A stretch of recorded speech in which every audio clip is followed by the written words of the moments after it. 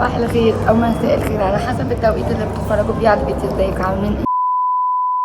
النهارده معايا مفاجأة مكسرة الدنيا، حابين تشوفوها؟ اخيرا يا جماعة، اخيرا اللي مدوخنا كلنا كبيرة. عايزة اقول لكم ان المشروب ده اصلا من ايام جدي وجدك وستي وستك وكل الكلام ده. طبعا احنا عشان شعب عبيط فبيعمل ترند اي حاجة، بس انا عايزة اقول حاجة بجد.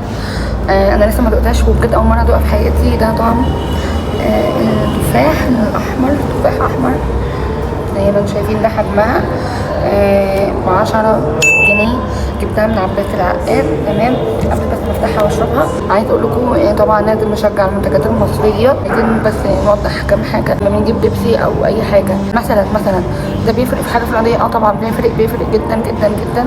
لان مثلا دي ب10 جنيه، لو دي طبعا تبعهم يعني مثلا تديهم ال 10 جنيه 10 مثلا ممكن ياكلوا 50% ويدوا التانيين 50%. وطبعا بال50% دي بيجيبوا بيها اسلحه، بيجيبوا بيها حاجات كتير قوي يجيبوا بيها اخواتنا. طبعا ربنا يكون في عونهم يا رب، ويفك الكرب ده على خير ويعدينا على خير.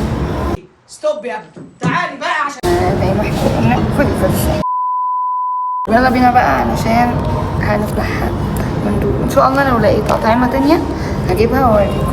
دلوقتي زي ما قلت لكم انا دخلت على الاطعمه كلها وما لقيتش غير ده في الاخر. ده تفاح احمر. سمعت ان هو حلو، دي اول مره هدوقها في حياتي. طبعا لو وحش فعلا هقول يعني. يلا بينا. طب انا الفرن حبيتك بالصيف، حبيتك بالشتي. شويبس بجد طعمها عامل زي شويبس الاناناس، فعلا حلوه قوي. لا طعمها حلو فعلا، طعمها حلو خطير، عامله زي شويبس الاناناس صح؟ دوقيها حلوه قوي. انت عمرك دوقيها؟ لا دقتيها قبل كده، حلوه فعلا. 10 من 10 بجد تحفه. ان شاء الله لما اجيب الاطعمه الثانيه لو عرفت يعني اشوف مكان فيه كل الاطعمه وكم طعم تلاته لو لقيتهم هجيبهم واعمل فيديو. واخيرا الحمد لله روحت منزلي المتواضع. كان يوم صعب جدا، صوتي رايح شويه من بس يا ولد قلت اقعد الكلام ده كله.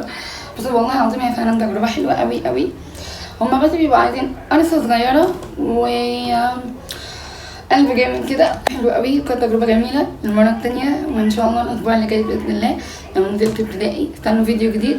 وشكرا جدا اللي بتابعني وبيعمل لي لايك وشير وسبسكرايب لقناتي. شكرا جدا على دعمكم، واسفه لو بتاخر بس بكسل. باذن الله فيديوهات جايه خطيره جدا واستنوها ان شاء الله. اكتبوا لي في الكومنتات عايزين الفيديو اللي جاي يكون عن ايه. اشوفكم في فيديو جديد، مع السلامه.